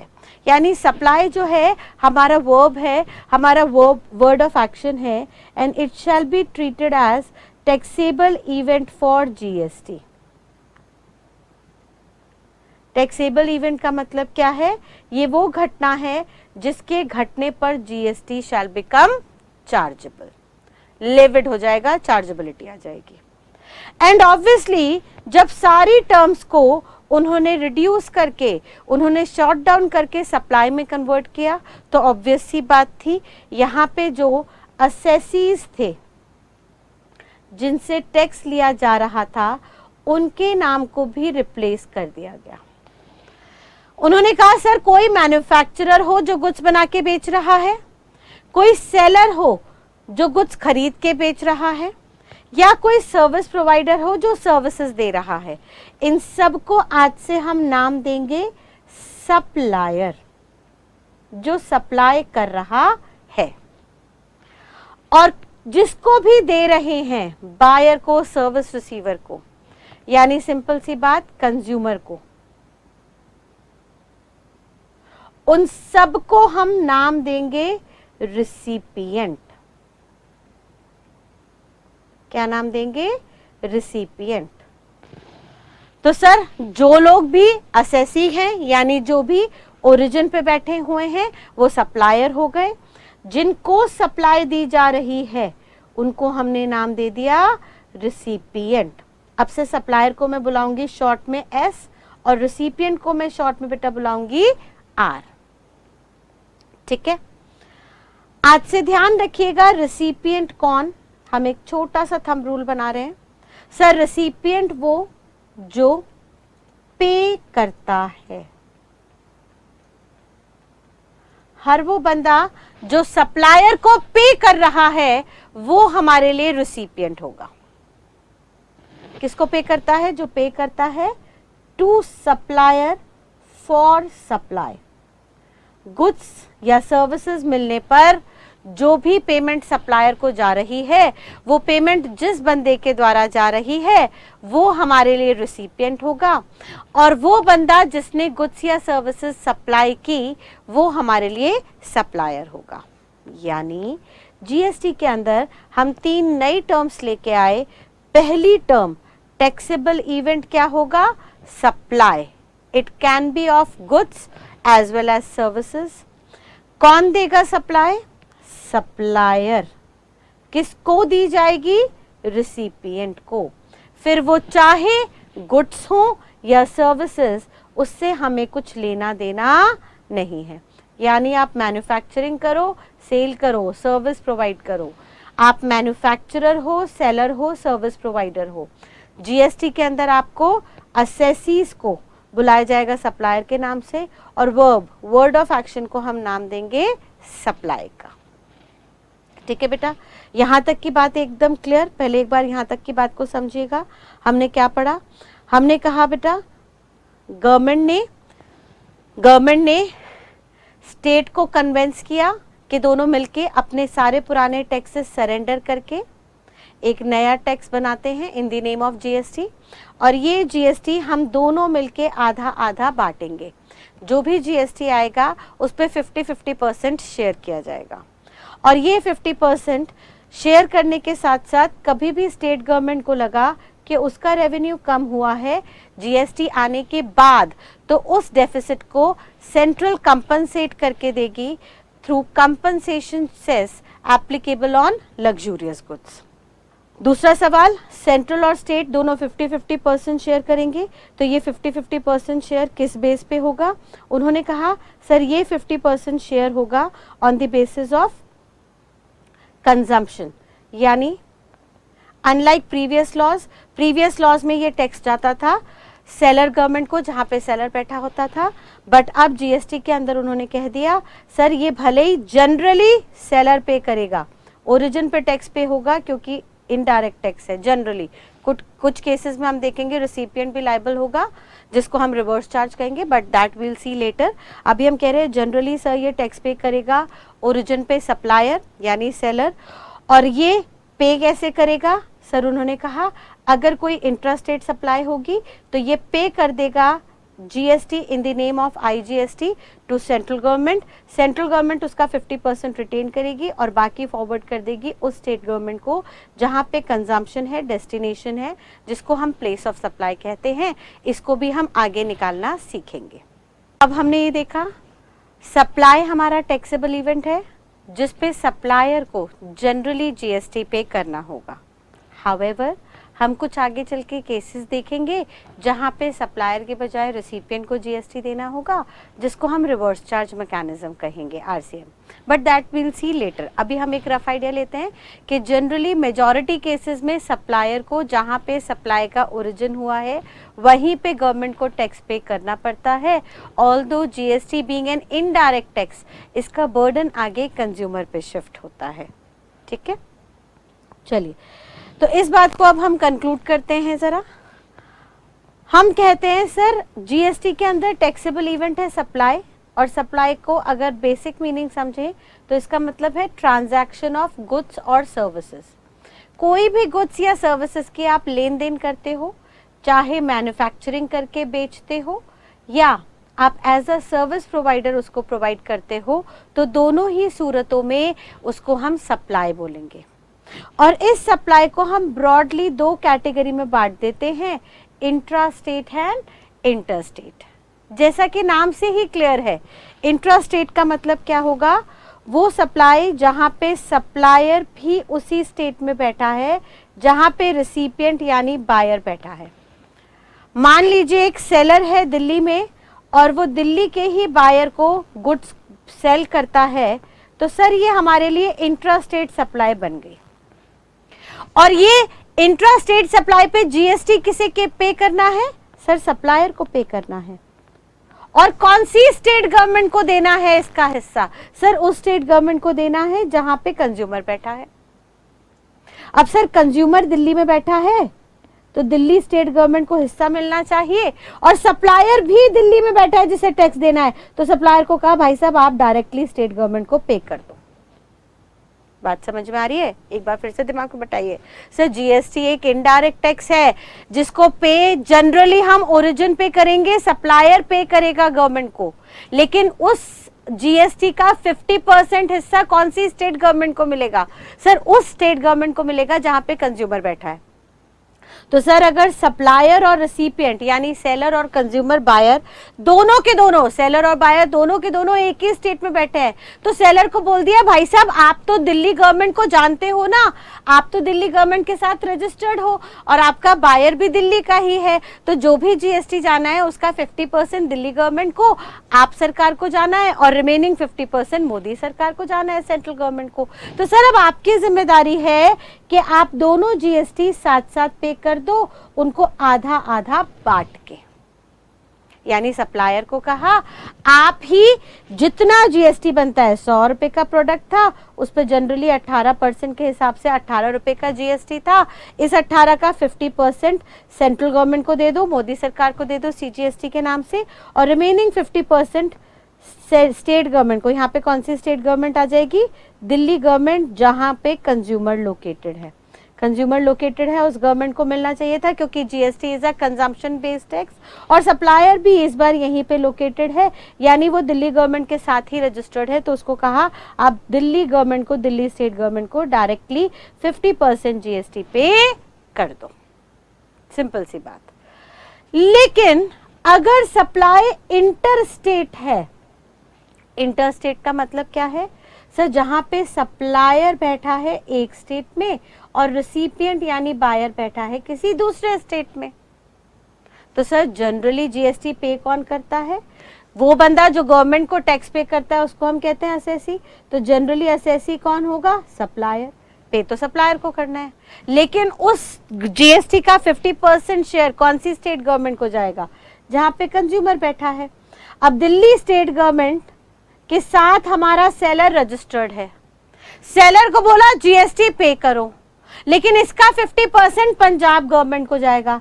अब दिल्ली का रजिस्टर्ड सप्लायर क्या पंजाब गवर्नमेंट को जानता होगा, सर पंजाब गवर्नमेंट के अकाउंट्स में दिल्ली का सप्लायर रजिस्टर्ड ही नहीं है, तो उसको पता ही नहीं कि पंजाब गवर्नमेंट को पैसे कैसे पे करें। तो उन्होंने यहाँ पे एक नया कंसेप्ट क्रिएट कर दिया, जैसा अभी हमने डिस्कस किया था कि भाई साहब आप तो ना पूरा का पूरा टैक्स दे दो आईजीएसटी के नाम से, इंटीग्रेटेड जीएसटी के नाम से, which is nothing but the aggregate of CGST and SGST. Integrated GST के अंदर सेंट्रल गवर्नमेंट और स्टेट गवर्नमेंट दोनों का हिस्सा होगा 50-50%, लेकिन क्योंकि बायर, कंज्यूमर, डेस्टिनेशन कोई दूसरा स्टेट है और सप्लायर को जीएसटी पे करना है being an assessee at origin, तो सप्लायर को बोला आप पूरा का पूरा जीएसटी सेंट्रल को पे कर दो। आपने पूरा का पूरा GST in the name of IGST central government को पे कर दिया। अब सेंट्रल गवर्नमेंट की रिस्पॉन्सिबिलिटी होगी कि वो अपना 50% रिटेन करके बैलेंस जो 50% है उस स्टेट गवर्नमेंट को दे दे जहां पे एंड यूजर लोकेटेड है, यानी जहां की डेस्टिनेशन है। सिंपल सी बात, ठीक है। सो एक बार यहां तक की बात क्विकली रिकैप कीजिए। हमने कहा जीएसटी गुड्स और सर्विसेज दोनों पे लगता है। पुराने लॉ में गुड्स के लिए टैक्सेबल इवेंट मैन्युफैक्चरिंग या सेल होता था और सर्विसेज के लिए सर्विस प्रोवाइडेंस, लेकिन जीएसटी के अंदर क्योंकि दोनों टर्म्स आ गए तो सब टैक्सेबल इवेंट को एक कॉमन नाम दे दिया गया, ट्रांजैक्शन का सप्लाई। उन्होंने कहा कोई भी गुड्स या सर्विसेज की अगर आप ट्रांजैक्शन कर रहे हो, लेन देन कर रहे हो, तो उसको आज से हम सप्लाई कहेंगे, और जो ये बंदा सप्लाई करेगा उसको सप्लायर कहेंगे, जिसको जनरली ओरिजिन पे जीएसटी पे करना होगा। बर्डन इस टैक्स का जाएगा रिसिपिएंट के ऊपर, और GST being a consumption based tax, जिस कंज्यूमर पे बर्डन शिफ्ट हो रहा है उसकी स्टेट गवर्नमेंट को इसका 50% मिलेगा। Therefore, अगर सप्लायर और रिसिपिएंट दोनों एक ही स्टेट में बैठे हुए हैं, यानी उनके बीच का सप्लाई इंट्रा स्टेट है, तो सप्लायर की जिम्मेदारी होगी कि 50-50% जीएसटी पहले ही दो नाम से बांट दे, सीजीएसटी और एसजीएसटी। However, अगर सप्लायर अलग स्टेट में और रिसिपिएंट अलग स्टेट में है, तो सप्लायर रिसिपिएंट के स्टेट गवर्नमेंट को नहीं एक्नॉलेज कर सकता, उनको पैसा ट्रांसफर नहीं कर सकता। देयरफॉर सप्लायर पूरा का पूरा जीएसटी सेंट्रल को पे कर देगा इन द नेम ऑफ आईजीएसटी, और फिर सेंट्रल अपना 50% हिस्सा निकाल के रिमेनिंग बैलेंस 50% उस स्टेट गवर्नमेंट को ट्रांसफर कर देगी जहां पे आपका डेस्टिनेशन है, कंजम्पशन है या प्लेस ऑफ सप्लाई है, जिसको हम आगे निकालना सीखेंगे। ठीक है बेटा, तो यहां तक की बात को अगर मैं कंक्लूड करूं तो मैं क्या कह सकती हूं, मैंने कहा जीएसटी ने सारे के सारे प्रीवियस, जनरली सारे के सारे प्रीवियस इनडायरेक्ट टैक्सेस को, ऑलमोस्ट इनडायरेक्ट टैक्सेस को सबस्यूम कर लिया। उसमें उन्होंने, सेंट्रल ने स्टेट को 2 प्रॉमिसेस किए कि सर दोनों आधा आधा पैसा खाएंगे, दोनों 50-50% शेयर करेंगे। दूसरा प्रॉमिस किया कि कल को कोई भी स्टेट को कमी आई तो उसको हम कंपनसेट करके देंगे through compensation cess on luxurious goods. दूसरा सवाल उठा, ये 50-50% कैसे दिया जाएगा, तो उन्होंने कहा सर 50% हम सेंट्रल को दे देंगे और रिमेनिंग 50% हम उस स्टेट गवर्नमेंट को देंगे जहाँ पे कंजम्पशन हुई है, डेस्टिनेशन हुई है। और क्योंकि स्टेट गवर्नमेंट उसको दिया जाएगा जहाँ पे कंजम्पशन हुई है, तो इंट्रा स्टेट सप्लाई जहाँ पे लेन देन एक ही स्टेट में हो रहा है, वहाँ पे सप्लायर जो उसी स्टेट में है और रिसिपिएंट जो उसी स्टेट में है, रिसिपिएंट के स्टेट को 50% जाना था, सप्लायर खुद ही उस स्टेट के अंदर है तो डायरेक्टली उसको एसजीएसटी के नाम से पे कर देगा और बैलेंस सीजीएसटी। हाउएवर अगर सप्लाई इंटर स्टेट है, सप्लायर रिसिपिएंट के स्टेट को नहीं जानता, तो सप्लायर शेल पे आईजीएसटी टू सेंट्रल गवर्नमेंट, और सेंट्रल उसमें से 50% हिस्सा निकाल के उस स्टेट गवर्नमेंट को दे देगी जहां पे डेस्टिनेशन है। ठीक है जी, आगे सप्लाई यहाँ पे हमारे लिए टैक्सेबल इवेंट बनी, जो भी लेन देन था, ये सप्लाई क्या होती है, इन सबको हम आगे देखेंगे। आज सिर्फ और सिर्फ हम ब्रीफिंग कर रहे हैं, एक इंट्रोडक्शन ले रहे हैं कि जीएसटी का स्ट्रक्चर ड्राफ्ट कैसे हुआ। उन्होंने कहा सर सप्लाई का मतलब है कोई भी ट्रांजैक्शन जो गुड्स या सर्विसेज पे आप कर रहे हो, चाहे वो ट्रांजैक्शन गुड्स की हो या सर्विसेज की हो। दूसरा उन्होंने कहा सर यहाँ पे जो बंदा सप्लाई करेगा उसको हम सप्लायर कहेंगे, और जिसको सप्लाई जा रही है वो रिसिपिएंट होगा। रिसिपिएंट हमारे लिए वो होगा जो पेमेंट करेगा सप्लायर को, और supplier generally as an assessee government को टैक्स पे करेगा। वो टैक्स या तो सीजीएसटी एसजीएसटी के नाम से पे होगा या आईजीएसटी के नाम से पे किया जाएगा। ठीक है, क्लियर बेटा? चलिए यहाँ तक की बात को एक बार फटाफट से रिकैप करते हैं और कंक्लूड करते हैं आज के इंट्रोडक्शन को। हमने कहा कि सर अब से जीएसटी को मैं ब्रॉडली 9 चैप्टर्स में बांट देती हूं। जीएसटी को हम ब्रॉडली 9 चैप्टर्स में बांट देंगे। ये 9 टर्म्स हमारे लिए टेक्निकली इंपॉर्टेंट होंगी, जिनके पूरे होने पे हम जीएसटी की लायबिलिटी और कलेक्शन चेक करेंगे। मैं पूरे जीएसटी को 2 कैटेगरी में बांटती हूं। पहला चार्जेबिलिटी यानी लेविएबिलिटी, जो हमें बताएगा कि जीएसटी लगनी है या नहीं, और दूसरा हम काम देखेंगे प्रोसेसिंग का कि वो जीएसटी कैसे और कब देनी होगी। ठीक है, पहला चार्जेबिलिटी के लिए हम लोग 5 टेस्ट बनाएंगे, जिसको आज से मैं कोड दूंगी जी साइट। जीएसटी की साइट पे जाना पड़ेगा, ये सिर्फ याद करने के लिए, इसका एग्जामिनेशन से कुछ लेना देना नहीं है। हमने कोड क्रिएट किया जी साइट। इस कोड के तहत हम कुछ फॉर्मुलेशंस, कुछ टेस्ट क्रिएट करेंगे। पहला टेस्ट होगा टेस्ट 1। आपको चेक करना होगा whether an activity is covered under the definition of goods और सर्विसेज और नॉट। हम आगे चल के गुड्स और सर्विसेज की डेफिनेशन करेंगे। गुड्स की डेफिनेशन सेक्शन 2 सबसेक्शन 52 के अंदर दी गई है और सर्विसेज की डेफिनेशन सेक्शन 2 सबसेक्शन 102 के अंदर दी गई है। उन्होंने वहां पे कुछ इंक्लूजन्स कुछ एक्सक्लूजन्स बताए हैं जिनको हम नेक्स्ट क्लास से समझना शुरू करेंगे। और उसमें उन्होंने कहा कि सर गुड्स और सर्विस की डेफिनेशन में अगर कोई आइटम नहीं आता तो सर वो जीएसटी के स्कोप से बाहर चला जाएगा। जैसे हम देखेंगे बेटा, अभी मैंने आपको बिगनिंग में बताया था इंट्रोडक्शन में कि अल्कोहल और पेट्रोलियम प्रोडक्ट्स पे जीएसटी चार्ज नहीं हो रहा, तो सर वो गुड्स और सर्विसेज की डेफिनेशन से बाहर है, वो इसके अंदर टैक्सेबल ही नहीं हो रहा, कवर ही नहीं हो रहा, देयरफॉर उसकी बिक्री भी हो जाए तब भी कोई जीएसटी नहीं लग सकता। लेकिन अगर कोई आइटम गुड्स और सर्विसेज की डेफिनेशन में आ जाता है तो अभी ये कहना मुश्किल है कि जीएसटी लगेगा या नहीं। अभी तो आपको दूसरे टेस्ट पे जाना पड़ेगा, जो दूसरा टेस्ट कहेगा कि whether there is an supply of them और नॉट।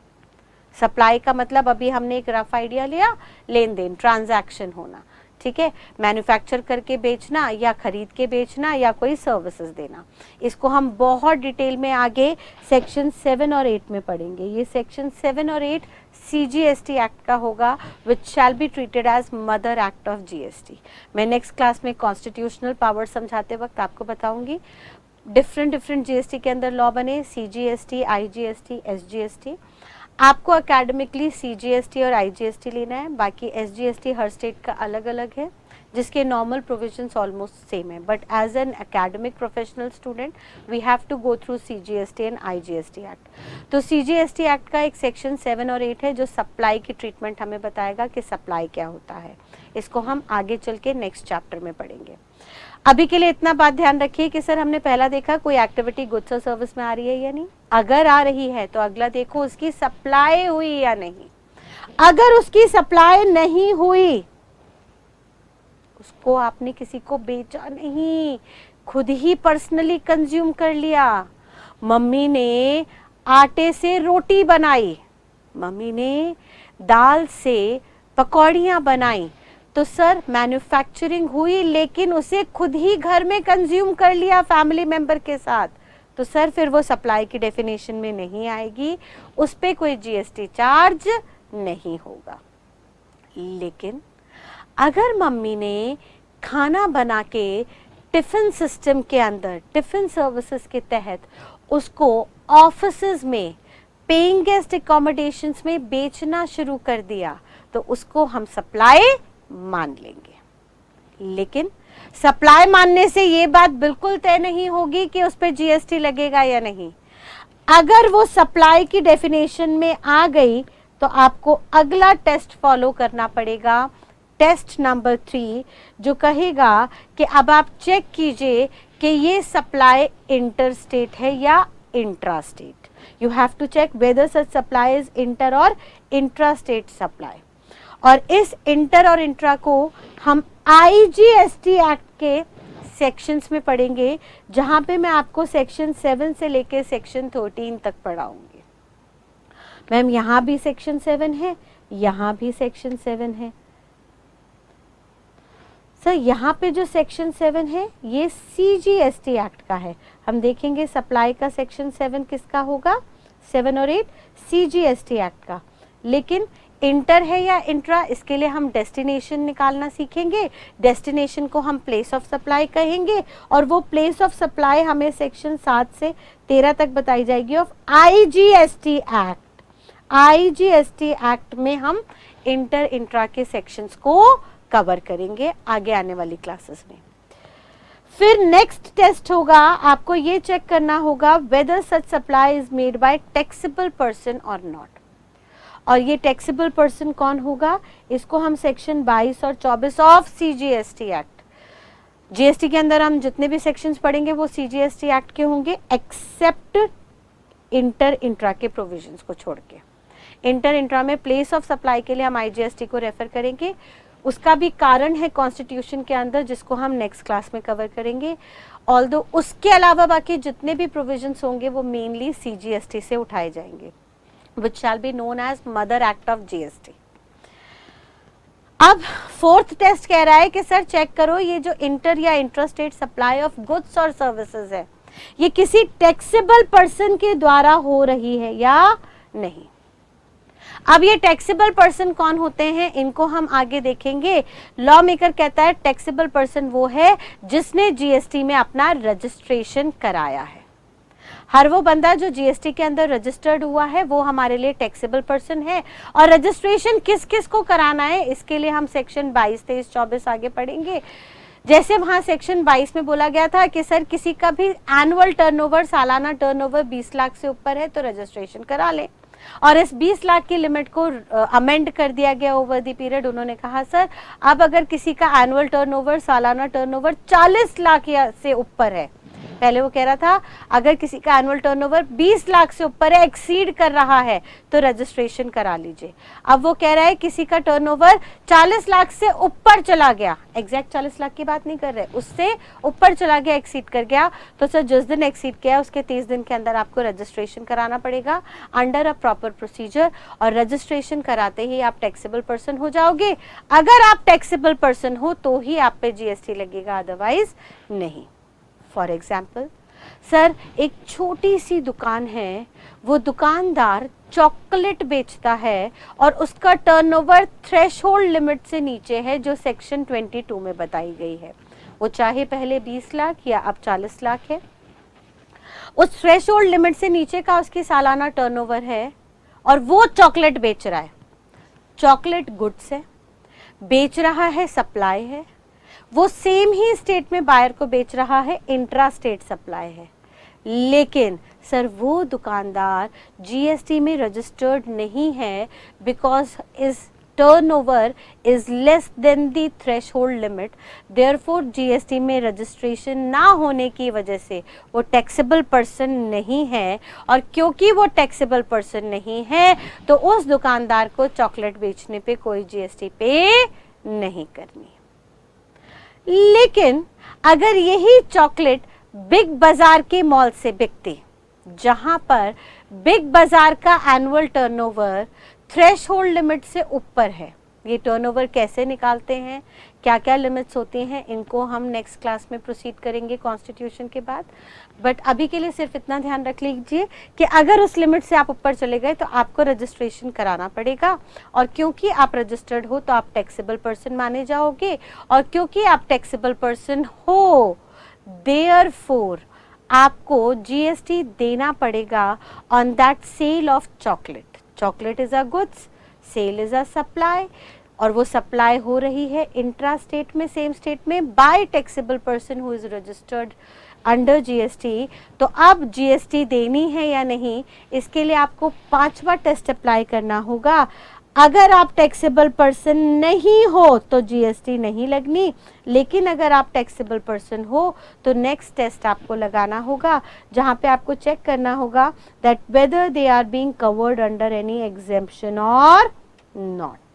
आपको चेक करना होगा कि जो सप्लाई आप कर रहे हो वो किसी एग्जेम्पशन में कवर हो रही है या नहीं। सरकार ने कुछ नोटिफिकेशंस दी, नोटिफिकेशन नंबर 12/2017 और नोटिफिकेशन नंबर 2/2017। इनमें कुछ गुड्स और सर्विसेज को एग्जेम्प्ट किया गया।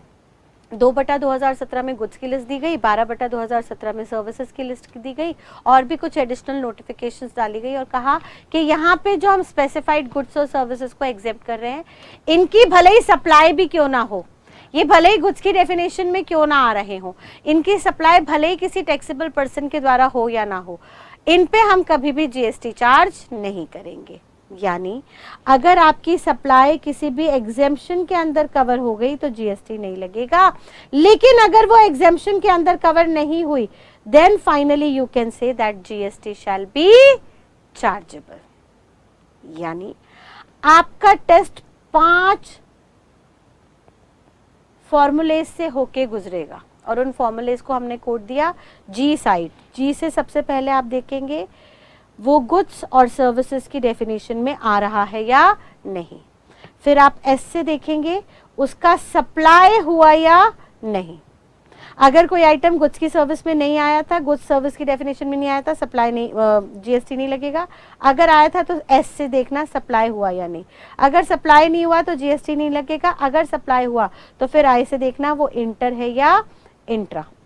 इंटर इंट्रा देखने की जरूरत क्यों है बेटा? क्योंकि हमें ये तय करना है अगर इंट्रा है तो सीजीएसटी एसजीएसटी लगेगा, और अगर इंटर है तो आईजीएसटी लगेगा। फिर जीएसआई, फिर टी से आपको देखना है वो सप्लाई किसी टैक्सेबल पर्सन के द्वारा हुई या नहीं जो जीएसटी में रजिस्टर्ड है। अगर टैक्सेबल पर्सन द्वारा नहीं हुई तो जीएसटी नहीं लगेगा। अगर हुई तो अगला टेस्ट आपको ई से देखना होगा वो किसी एग्जेम्पशन में आ रहा है या नहीं। अगर वो सप्लाई किसी एग्जेम्पशन के अंदर कवर हुई तो जीएसटी नहीं लगेगा। अगर वो एग्जेम्पशन में कवर नहीं हुई then GST shall be chargeable. ठीक है। फाइनली अब अगर जीएसटी लग रहा है, अगर जीएसटी लग रहा है तो आप नेक्स्ट प्रोसेस पे आएंगे, यानी अगर लेविएबिलिटी हो गई तो आपको प्रोसेस पर आना है। और प्रोसेस में हमने अगले 4 क्वेश्चंस बनाए। पहला क्वेश्चन कहेगा जीएसटी कितने अमाउंट पे दे, on what amount GST shall be chargeable. वो अमाउंट जिस पे जीएसटी लगेगा, यानी जीएसटी निकालने के लिए हमें 2 चीजों की जरूरत होगी।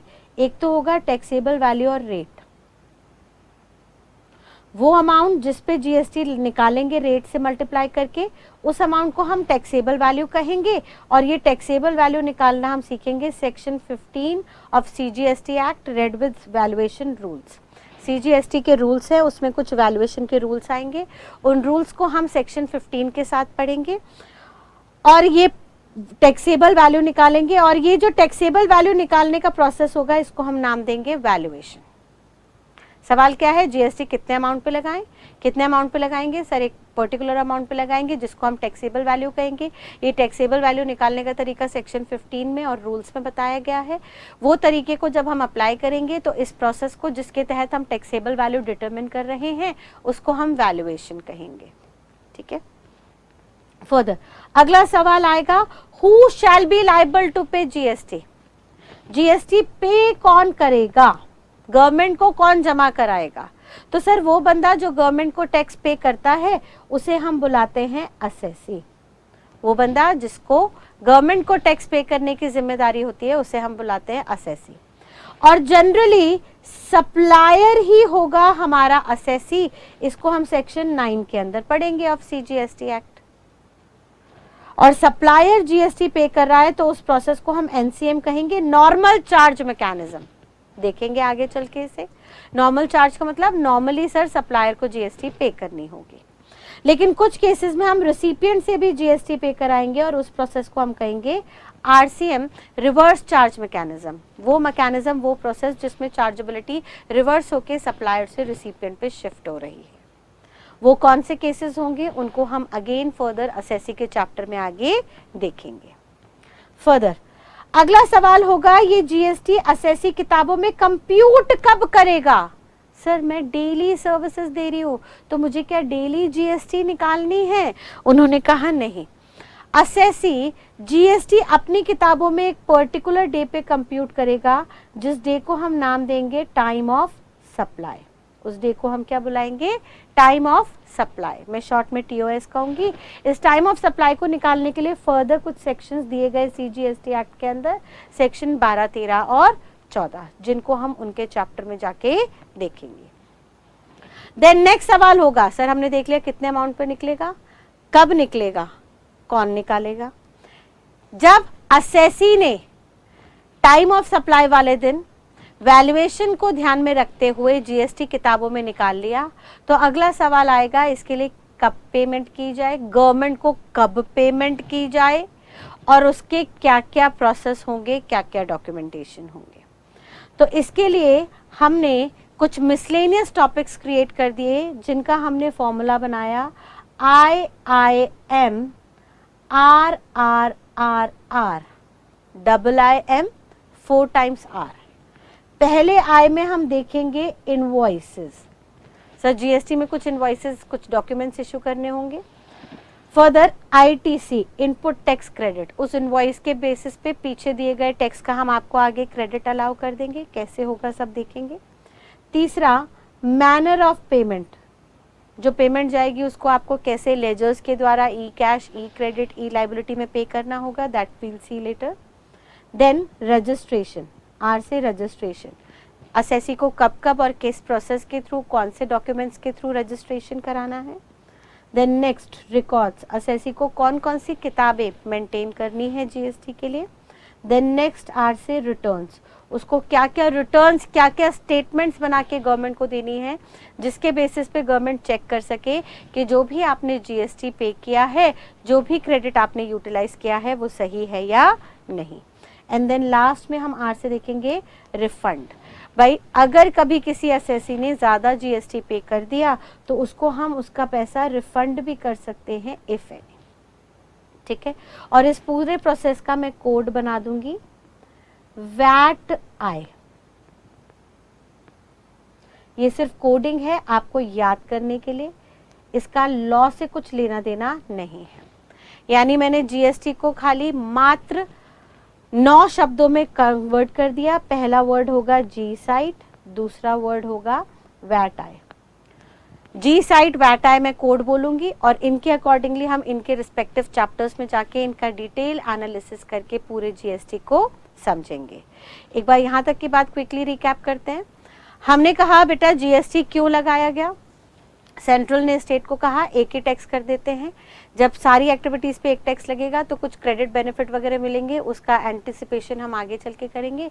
लेकिन सेंट्रल ने भी अपने कुछ टैक्सेस त्यागे, excise, service tax and all, और स्टेट ने भी अपने कुछ टैक्सेस त्यागे like central sales tax, value added tax. सब टैक्सेस को एक जगह कन्वर्ट करके एक टैक्स क्रिएट कर दिया गया जीएसटी के नाम से, जिसको सरकार ने बोला सेंट्रल और स्टेट दोनों आधा आधा 50-50% शेयर करेंगे।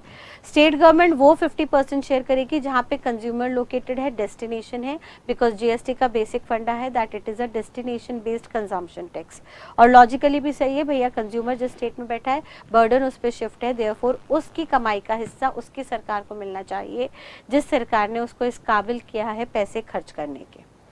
नेक्स्ट, सेंट्रल ने स्टेट को 2 वादे किए कि सर हम 50-50% सारा जीएसटी शेयर करेंगे, और दूसरा कल को कभी भी जीएसटी आने की वजह से आपके रेवेन्यू में कुछ कमी आई तो हम उसको कंपनसेट करेंगे through compensation cess which shall be chargeable on luxurious goods. Third, state ने सेंट्रल से पूछा कि बताइए ये जो जीएसटी आप 50% कौन सी स्टेट गवर्नमेंट के साथ शेयर करेंगे, तो उन्होंने कहा ऑब्वियसली जहाँ पे कंज्यूमर बैठा है। तो टेक्निकली उन्होंने सारे आइटम्स को 2 एक्टिविटीज़ में कन्वर्ट कर दिया। उन्होंने कहा कुछ भी खरीद बेच होगा, कोई भी सर्विसेज प्रोवाइड होंगी या तो इंट्रा स्टेट लेवल पे होंगी या इंटर स्टेट पे, बट हमने यहाँ पे खरीद बेच को या सर्विसेज देने को सबको एक कॉमन नाम दे दिया, सप्लाई। हमने कहा आप गुड्स बना के बेचो या गुड्स खरीद के बेचो या सर्विसेज दो, सबके लिए एक कॉमन टर्म रहेगी सप्लाई। जो सप्लाई करेगा वो सप्लायर और जिसको सप्लाई की जाएगी वो रिसिपिएंट जिसने पेमेंट की। जनरली सप्लायर को टैक्स पे करना होगा बट बर्डन जाएगा रिसिपिएंट पे, देयरफॉर रिसिपिएंट जहाँ का है उस स्टेट गवर्नमेंट के साथ ये बटेगा। देयरफॉर सप्लाई को 2 एक्टिविटी में ट्रांसफर किया, इंट्रा स्टेट सप्लाई और inter state supply. Intra state supply में उन्होंने कहा सर जीएसटी हमेशा 2 नाम से आधी आधी पहले ही बढ़ जाएगी, सीजीएसटी और एसजीएसटी नाम से, बिकॉज सप्लायर भी वहीं का है, बायर भी वहीं का है, रिसिपिएंट भी वहीं का है। तो सप्लायर को बोल दिया आप डायरेक्टली 50% अपनी स्टेट गवर्नमेंट को दे दो। लेकिन अगर इंटर स्टेट सप्लाई है, सप्लायर एक स्टेट में है और रिसिपिएंट दूसरे स्टेट में है, तो सप्लायर को कहा आप पूरा का पूरा जीएसटी सेंट्रल गवर्नमेंट को पे करो इन the name of IGST, and फिर सेंट्रल की जिम्मेदारी होगी कि उसका 50% निकाल के रिमेनिंग उस 50% को उस स्टेट गवर्नमेंट को दे जहाँ पे एंड यूजर बेस्ड है, जहाँ पे डेस्टिनेशन है, जहाँ पे प्लेस ऑफ सप्लाई है। देखेंगे ये सब कैसे निकलेगा। फर्दर लास्टली हमने एक कैटेगरी बना दी कि सर इन सप्लाईज पे जीएसटी वगैरह लगेगी, बट वो कैसे लगाएंगे, उसका क्या प्रोसीजर होगा, उसके लिए हमने 9 टेस्ट बना लिए। हमने 2 कैटेगरी में उन 9 टेस्ट को बांटा। पहले 5 टेस्ट हम ले गए चार्जेबिलिटी में। चार्जेबिलिटी में वो हमें पहले 5 टेस्ट बताएगा, भाई साहब जब ये पांचों के पांचों टेस्ट सेटिस्फाई हो जाए तब आप जीएसटी लगाना। एंड देन अगले 4 क्वेश्चंस के अंदर, 4 चैप्टर्स के अंदर देखेंगे कि अगर जीएसटी लग गया है तो वो गवर्नमेंट तक पे कैसे होगा। पहले 5 चार्जेबिलिटी के लिए हमने कोड बनाए जी साइट। जी से हमने सबसे पहले देखा, चेक करो जो भी एक्टिविटी ट्रांजैक्शन में आ रही है वो गुड्स और सर्विसेज की डेफिनेशन में है या नहीं।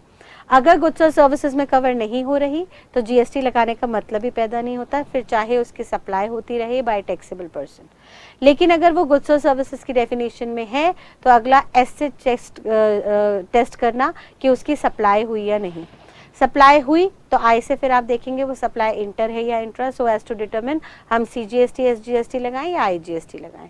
एंड देन फिर आई के बाद टी से हम देखेंगे वो सप्लाई टैक्सेबल पर्सन द्वारा हुई या नहीं, जो रजिस्टर्ड है जीएसटी के अंदर। अगर रजिस्टर्ड नहीं है तो जीएसटी लगने का मतलब नहीं होता, बट अगर रजिस्टर्ड है तो फिर लास्ट ई से आपको देखना है वो किसी एग्जेम्पशन में तो नहीं आ रहा। अगर किसी एग्जेम्पशन में नहीं आ रहा जो सरकार ने नोटिफाई की है तो ही जीएसटी लगेगा। और अगर जीएसटी लगेगा तो अगले 4 सवाल हैं, कितने वैल्यू पे लगेगा, उसको हम वी से वैल्यूएशन के अंदर देखेंगे। वैट आई में वी से हो गया वैल्यूएशन, ठीक है। देन उसके बाद ए, वैट आई का ए हमें बताएगा असेसी, जो हमें समझाएगा कि ये जो वैल्यू पे जीएसटी निकाला है उसको गवर्नमेंट को पे किसको करना है। फिर वैट का टी से हम देखेंगे कि असेसी को अपनी जीएसटी की किताबों में जीएसटी कंप्यूट किस दिन करना है, वो एक पर्टिकुलर दिन होगा जिसको हम कहेंगे time of supply. And finally I से हमने 7 सब टॉपिक्स बना लिए, I M and 4 times R, जिसमें पहले आई से हम देखेंगे कि असेसी को इनवॉइस इश्यूज करनी होगी, उस इनवॉइस के बेसिस पे वो इनपुट टैक्स क्रेडिट ले सकता है। हमने लास्ट में सब टॉपिक फर्दर बना दिए 7 subtopics, I M 4 times R. पहले आई से हमने देखा सर इनवॉइसेस इशू होनी जरूरी है, दूसरे आई से देखा और इनवॉइसेस के बेसिस पे हम आईटीसी लेंगे, इनपुट टैक्स क्रेडिट। फिर हमने एम से देखा मैनर ऑफ पेमेंट, वो पेमेंट कैसे जाएगी। एंड देन फर्दर 4 आर से हमने सबसे पहले देखा कि असेसी जो भी लायबल होगा उसको रजिस्ट्रेशन कराना होगा, उसका एक प्रोसेस होगा। फिर दूसरे आर से हम देखेंगे कि भाई साहब उसको रिकॉर्ड्स वगैरह किताबें बनानी पड़ेंगी कुछ तरीकों में। फिर हम तीसरे आर से देखेंगे उस असेसी का कुछ रिटर्न्स वगैरह मंथली, क्वार्टरली, एनुअली बेसिस पे फाइल करनी होगी। और लास्ट में अगर उसने कुछ एक्स्ट्रा सरप्लस टैक्स पे कर दिया है तो वो रिफंड क्लेम कर सकता है। ठीक है बेटा, तो आज के लिए हम इस इंट्रोडक्शन को यहीं पे कंक्लूड करते हैं and then we'll technically start our GST from next class onwards. Till then, thank you and God bless you all. Bye bye.